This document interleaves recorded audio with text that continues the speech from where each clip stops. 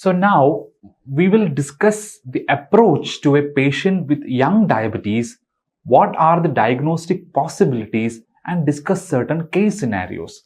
Okay, now the prevalence and the sheer burden of patients with diabetes is increasing exponentially worldwide, and notably the proportion of those who are young is also on the rise.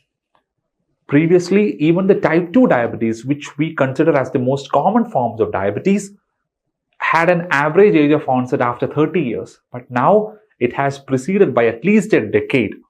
And we are increasingly diagnosing type 2 diabetes in individuals in their second and third decade of life.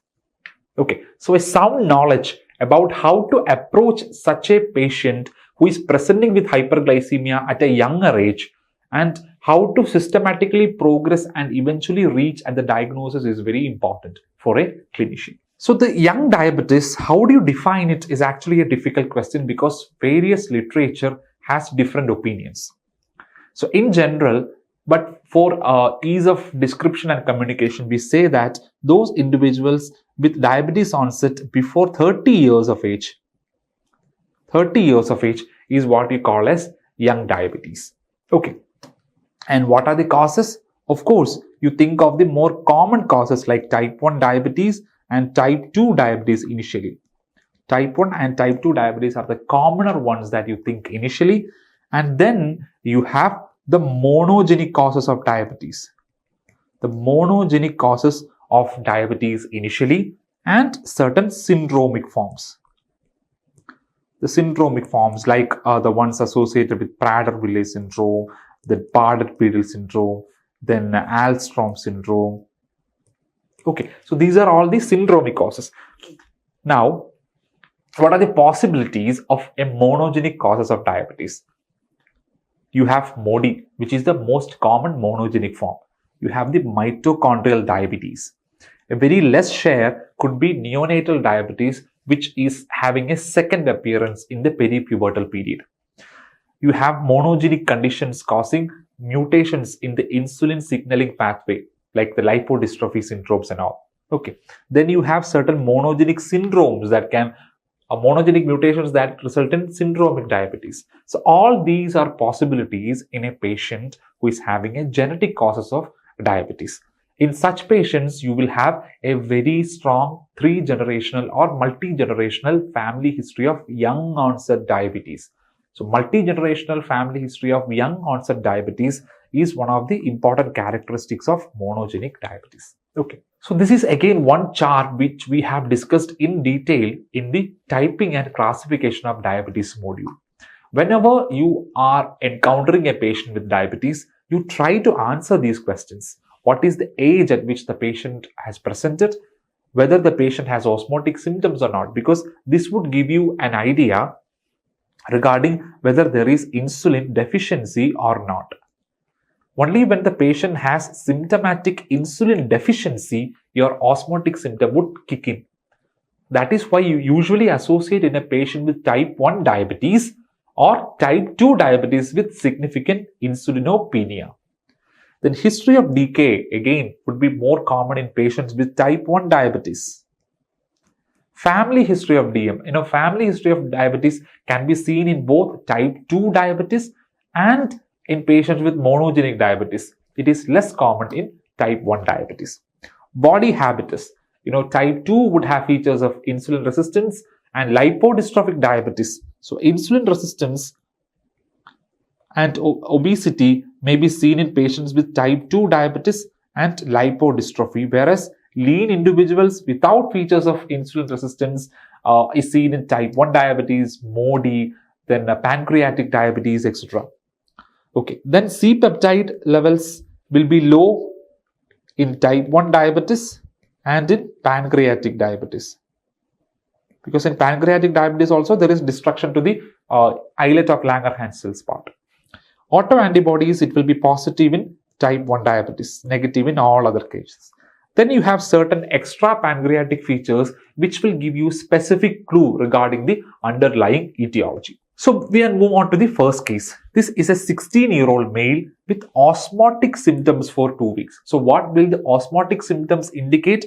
Likely insulinopenia. Insulinopenia. Blood glucose is 350, ketones is 3+. This is a presentation. At presentation, ABG again acidosis with a low bicarb of 12. No family history of diabetes. And on examination, as you can see, the patient is lean with no features of insulin resistance. The patient is underweight. And look at the investigations. The basal investigations is unremarkable except for a low hemoglobin. Fasting is high, postprandial is high, the HbA1c is also high. And look at the C-peptide level. When the C-peptide is less than 0.6 nanograms per ml, again, this is not a universally standardized cutoff. This is one of the cutoffs that we use in practice.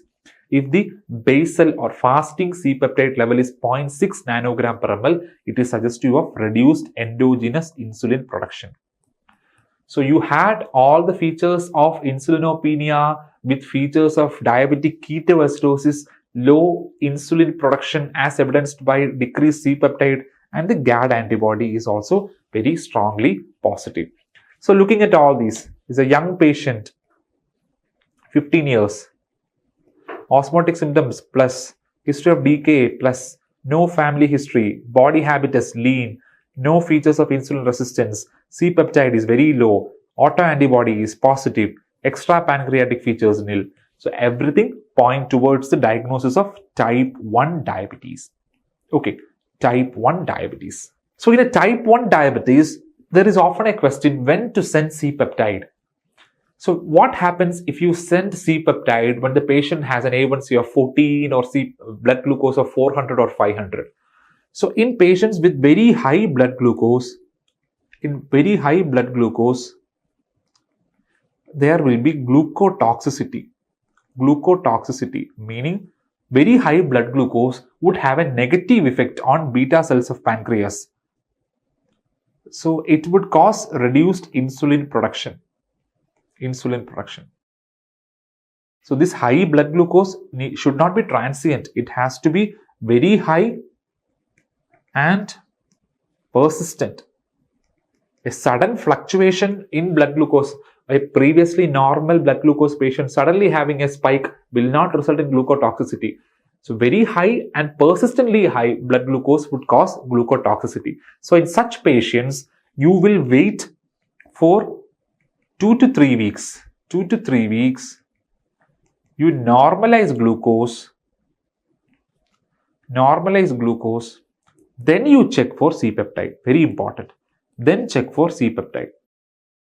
So what is the importance here? So what is the importance here is that even in patients with type 2 diabetes and glucotoxicity, type 2 diabetes patient untreated may also have very high blood glucose of 400s and 500s. In such patients also, if you are not controlling the blood glucose, they can have glucotoxic effects on the pancreatic beta cells, resulting in low insulin production and C-peptide. So if you check C-peptide in such individuals, the C-peptide could be less than 0.6 nanogram per ml, and you may be wrongly labeling it as a type 1 diabetes. That is why you should wait for 2 to 3 weeks with good glycemic control before you send the sample for C-peptide. Whereas autoantibodies, it generally has no direct correlation with the glycemia, can be sent initially, can be sent at diagnosis itself. You need not wait for optimal glycemic control before sending autoantibodies. And which are the autoantibodies to be sent? The first line is the anti-GAD antibody. If you are not sure about the diabetes onset, you are seeing a patient after 5 to 10 years of diagnosis and you still suspect a type 1 diabetes, which is the antibody you will send? It is the GAD antibody because it is the most persistent. Whereas in very early onset, like less than 5 years of age, you sent anti-insulin antibody. Anti-insulin antibody in very early onset diabetes. Okay, the other antibodies include anti-zinc transporter 8, anti-IA2A, then insulin islet cell antibodies, etc. So because I have touched upon the type 1 diabetes, this terminology, latent autoimmune diabetes in adult, which is currently called as slowly evolving immune mediated diabetes of adults. This is the current terminology for the LADA. So LADA, you can say that this is a form of type 1 diabetes which is mild and occurring after 30 years of age. What do you mean by mild? Mild means there is no total loss of insulin production. It is a partial loss, and the patient may or may not require insulin at presentation. So the diagnostic criteria for LADA is that at least one autoantibody, predominantly the GAD, has to be positive. The age of the individual has to be more than 30, and the patient should not require insulin at least for the first 6 months. Okay, first 6 months the patient should not require insulin. This is the diagnostic criteria proposed by the Immunology of Diabetes Society for LADA, which is the latent autoimmune diabetes in young. So the condition which we have discussed here is the type 1A diabetes. So what is 1A and 1B? 1A is the autoantibody positive and 1B is the autoantibody negative. Okay. So what are the other investigations that you need to send in a type 1 diabetes patient at diagnosis? So at diagnosis, because type 1 diabetes is an autoimmune disease, you check for other autoimmune conditions. Like thyroid disease, you will evaluate for TSH, say a free T4 and anti-TPO. And you may have to repeat it every 2 to 3 years if the initial test is normal. Then the celiac disease screening. Again at diagnosis and every 5 years. Every 5 years if the initial test is negative. So what investigations will you do to rule out the celiac disease? It is the IgA tissue transglutaminase. Okay. And screening for complications in type 1 diabetes, it is done after 5 years of diagnosis. So in a children, when 5 years have elapsed or at the pubertal onset or more than 10 to 11 years, whichever is earlier. So 5 years after diagnosis and at the pubertal onset or 10 to 11 years, whichever is earlier. This is where when you would screen for the complications of type 1 diabetes. Okay, now we are moving on to the second case. So this is a 20-year-old female. Okay, 20-year-old female incidentally detected hyperglycemia during a febrile illness. Very strong family history of diabetes, young onset diabetes in father and grandfather. BMI is normal, no features of insulin resistance. So in such individuals with a very strong family history, multi-generational history of young onset diabetes, we have to think of the monogenic causes for diabetes. Okay. Whenever you think of monogenic cause of diabetes, MODY is the first thing that comes to your mind. Maturity onset diabetes in young. But is it always the likely possibility? You just look at this pedigree. In this pedigree, you can see starting here in this generation. So this children is involved. This is involved. These are involved. Okay. So if you look at this type of inheritance pattern and multi-generational young onset diabetes, and you identify that all the affected individuals are females, you should think of mitochondrial diabetes. So a multi-generational young onset diabetes is not always MODY. If the affected individuals are all females, you should think of a mitochondrial diabetes as well. But in our case, the young onset diabetes was there in father and grandfather, so it is unlikely to be mitochondrial diabetes. Now look at the investigations.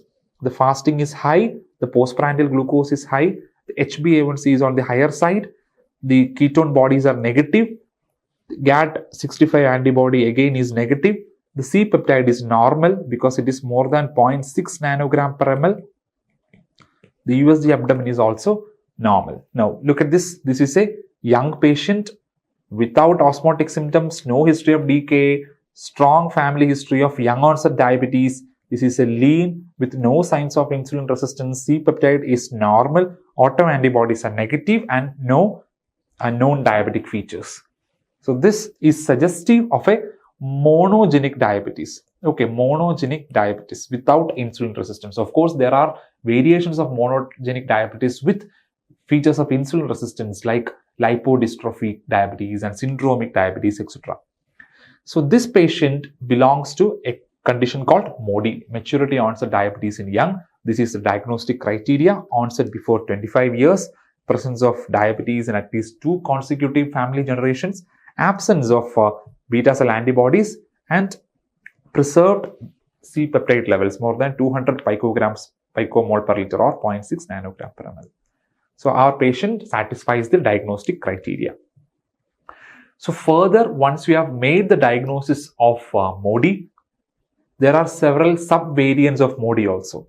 When the patient has a mild fasting hyperglycemia, you think of glucokinase mutation. For your medicine, like exit exam point of view, these subtypes of MODY are not much required. You just learn a few points that I'm going to mention. MODY 2 is the most common incidentally detected variant. Incidentally detected, especially during pregnancy, because they usually don't have complications, just have a fasting hyperglycemia, that's all. Whereas MODY 1 and MODY 3 can present with progressive hyperglycemia mimicking type 2 diabetes. This can mimic type 2 diabetes, MODY 1 and MODY 3. Of this, MODY 3 is the most common type of symptomatic MODY. Symptomatic MODY, the most common is MODY 3. Whereas asymptomatic MODY, it is likely to be MODY 2. Then these MODY patient can have certain extra pancreatic features. For example, the renal cyst, genitourinary anomalies is seen in MODY 5. Then this is another cause for monogenic diabetes, not MODY, Wolfram syndrome. Wolfram syndrome, also known as the Didmot syndrome. They will also present with MODY, just like the monogenic diabetes. So in addition to that, they will have diabetes insipidus, optic atrophy, hearing loss, etc. So in such patients, if this non-diabetic features column had certain other features, then those are the pointers to alternative diagnosis. So patient, if they are having hearing loss, you think of Didmot syndrome. The patient is having a renal cyst and genital anomalies, you think of MODY 5 and all. Okay, so the diagnosis is maturity onset diabetes in young. So certain specific associations with MODY, I'll just mention. These are mostly of theoretical importance, very, very rare. The exocrine pancreatic insufficiency is MODY 8. This is also MODY 8. Cerebellar and neurodevelopment abnormalities along with obesity is with MODY 6. This is MODY 5. The genital anomalies due to HNF1 beta. Again, this is also in hypomagnesemia, hyperuricemia also in MODY 5. Low HDL ApoA1 is in MODY 1. And prominent glycosuria is in MODY 3. Okay. So moving on to the next case, this is a 22-year-old female with recurrent abdominal pain, large volume oily stools, and significant weight loss for the past 6 months. Okay. So again, the prominent symptom is not the diabetes. It is, features suggestive of malabsorption, weight loss, steatorrhea, abdominal pain, etc. Now, blood glucose is 320 on insulin for the past 1 month. Okay. So the examination is showing a lean individual with no features of insulin resistance. Associated neuropathy is present. So here you can see the patient is having anemia, hypoalbuminemia, very high postprandial blood glucose, and a high HbA1c. The C-peptide is low, less than 0.6 nanograms per ml.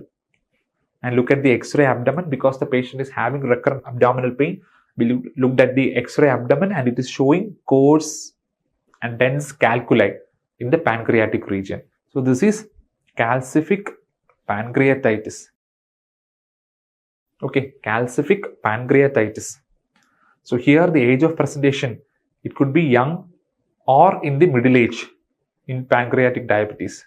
Osmotic symptoms will be present because the beta cells are destroyed, insulin levels are low. Family history of decay, no. Family history, no. Body habitus, lean. No signs of insulin resistance, C-peptide low. Antibodies absent. Non-diabetic features will be present. There will be features of malabsorption and features of pancreatic exocrine insufficiency. So this is the criteria for pancreatic diabetes proposed by Ewald and Bretzel. So this is the Ewald and Bretzel criteria for pancreatic diabetes. So these are mainly conceptual. You just look at the individual points. There is evidence of exocrine pancreatic insufficiency as evidenced by reduced fecal elastase. There has to be an anatomical pancreatic abnormality in ultrasound, MRI or CT. The type 1 diabetes marker should be negative because it would present just like a type 1 diabetes without decay, lean, no insulin resistance, no family history. So you may think that this is type 1 diabetes. So it is always important to differentiate it from type 1 diabetes by doing autoimmune markers. Okay. And there is something called as FCPD called as fibrocalculous pancreatic diabetes. This is a type of calcific pancreatitis seen more in tropical countries. Okay, tropical countries.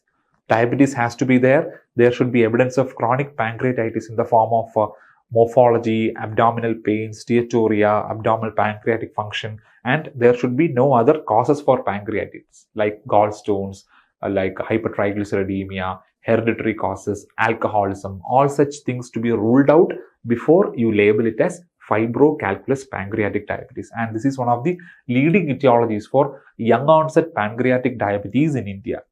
Okay, this is fibrocalculous pancreatic diabetes. So why there is less risk of decay in pancreatic diabetes? It's because glucagon levels are also low. For decay to happen, there should be a reduction in insulin and a compensatory increase in glucagon. So because the alpha cells are also destroyed alongside the beta cells, the glucagon levels will be low. And what are the other causes?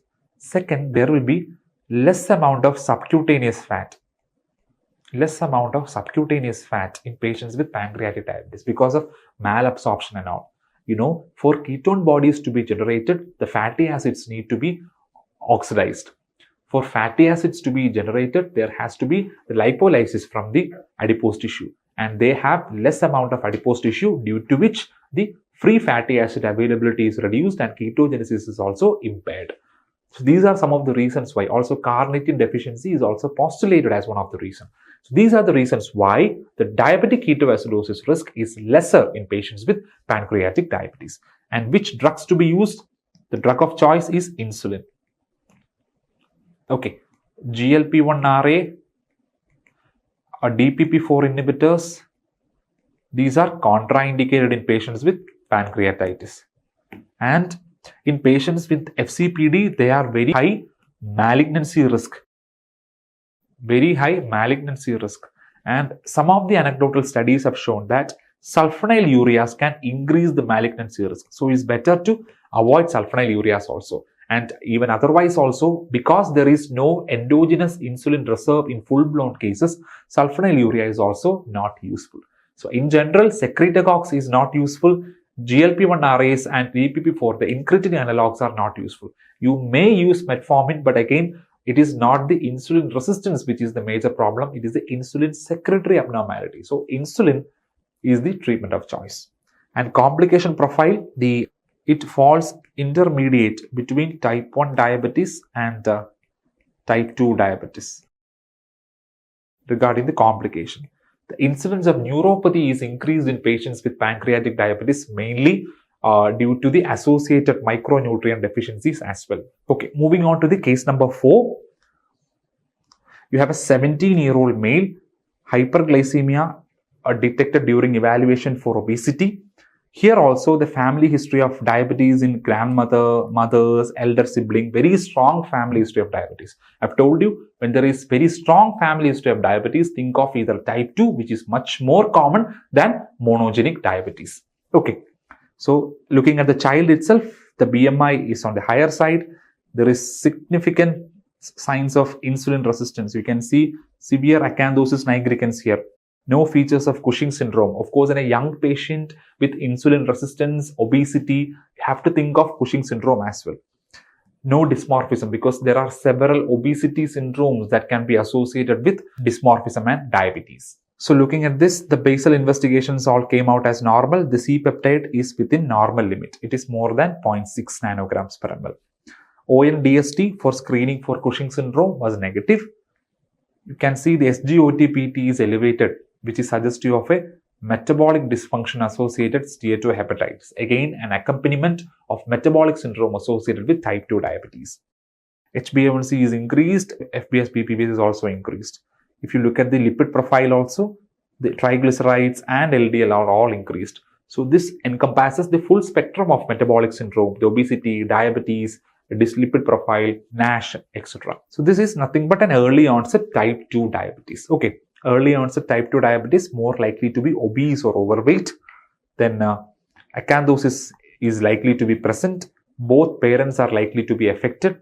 And both secretory abnormalities, because glucotoxicity can result in secretory abnormalities, and insulin resistance can also happen.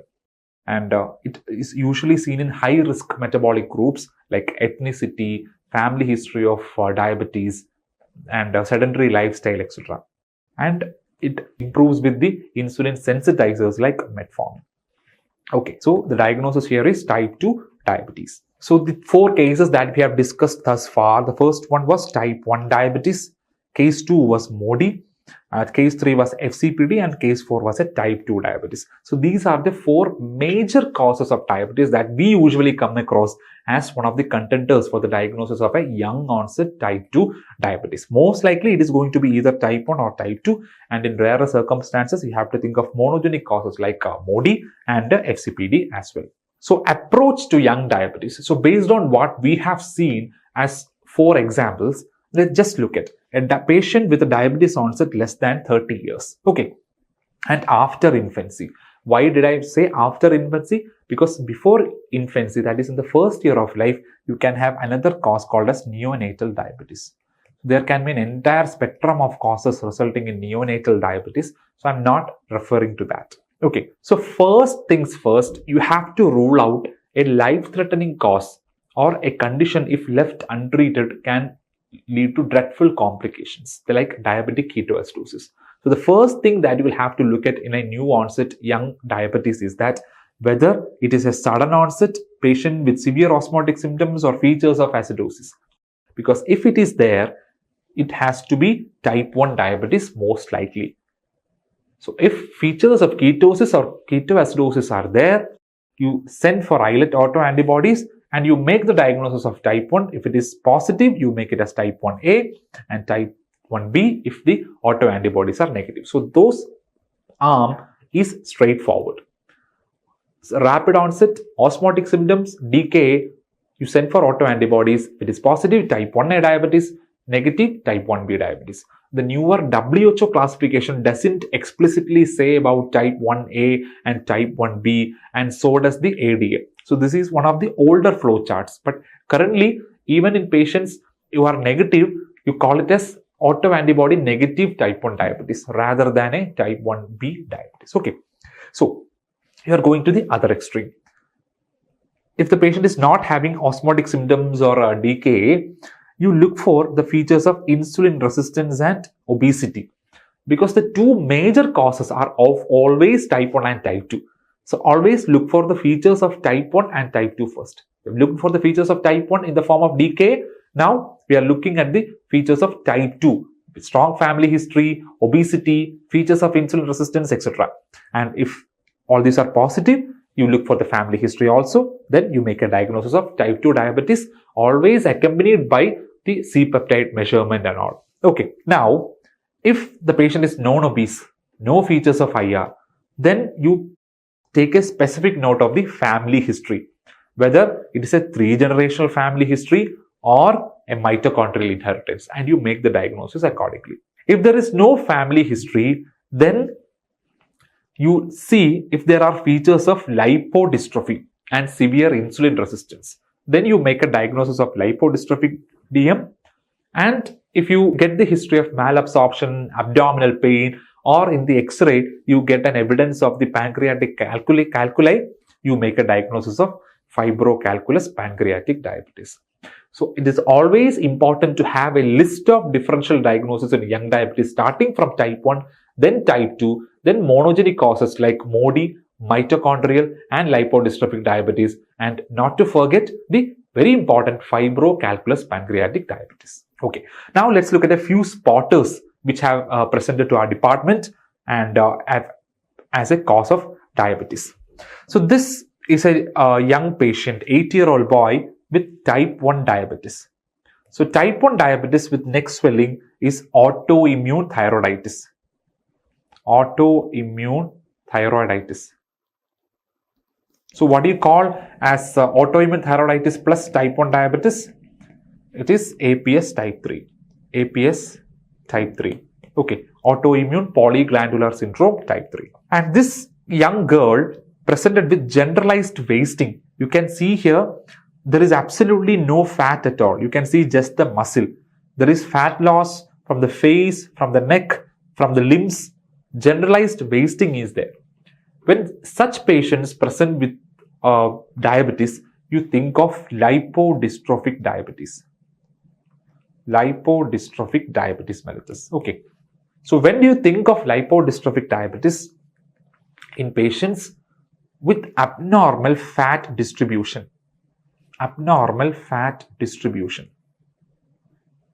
Like they may have fat present in head and neck and abdomen, and fat absent in legs, buttocks, arms, etc. Or sometimes they may have complete absence of fat from all areas, which we call as complete lipodystrophy. Prominent musculature because of the absence of fat. Visible markings of veins, visible vein markings. Again, another possibility. Okay, then you have lean patient but features of insulin resistance. Usually you experience or you observe insulin resistance features like acanthosis nigricans, skin tags in obese individuals. But in a lean patients, if you are seeing severe insulin resistance features, you think of lipodystrophy. Then lean NAFLD, MAFSLD or MAFLD. Steatotic liver disease in a lean patient also, you think of lipodystrophy. Now another patient, 18-year-old boy with weight gain for 2 years, linear marks on abdomen and hyperglycemia. Again, I think there is no need for further explanation. There is mooning of face, there is hyperpigmentation of the nails, you have thick, wide lipid stria, all these pointing to the diagnosis of Cushing syndrome. Okay, Cushing syndrome. So Cushing syndrome, acromegaly, all these conditions are also secondary causes for diabetes. Not so common in young, but it can happen in younger individuals also. So this is an 8-year-old boy with history of failure to thrive in infancy, hypotonia, subnormal intelligence, hyperphagia, etc. So listing the features, the child is obese, child has mental retardation, child has diabetes, and the child has a failure to thrive in infancy also. Failure to thrive in infancy. So diabetes with mental retardation, always think in the possibility of a syndromic diabetes. And this is the classical form of Prader-Willi syndrome, which is not very important for you as a medicine resident, but once you get into endocrine residency, all these things, syndromes and all becomes all the more important because you have to encounter a lot of pediatric patients also with these issues. Okay, this is a case of Prader-Willi syndrome. And again, a 12-year-old boy with obesity, polydactyly and mental retardation with retinitis pigmentosa as the fundus picture. The diagnosis is Bardet-Biedl syndrome. So I'm just listing these images and these pointers just to know that the young onset diabetes is not always limited to type 1 and type 2. Even though they are the most common and the more likelier ones, there are rarer possibilities also, like these Prader-Willis, this Cushing syndrome, and this Dittmore syndrome. Here, this is a 18-year-old girl with hyperglycemia, visual impairment, and polyuria. And when you look at the fundus, you find optic atrophy. So this polyuria was initially thought to be due to diabetes mellitus. But even after treatment of diabetes and achievement of good glycemic control, the polyuria is still persistent. It was eventually detected to be due to AVP deficiency.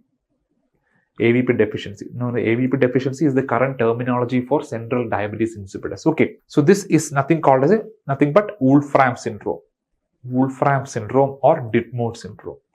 Okay, and Dittmore syndrome, you will have MRI abnormalities, you will have the loss of pituitary bright spot, and this is the cerebellar hypoplasia, this is the pontine hypoplasia, and the death in Dittmore syndrome is usually caused by the brainstem causes.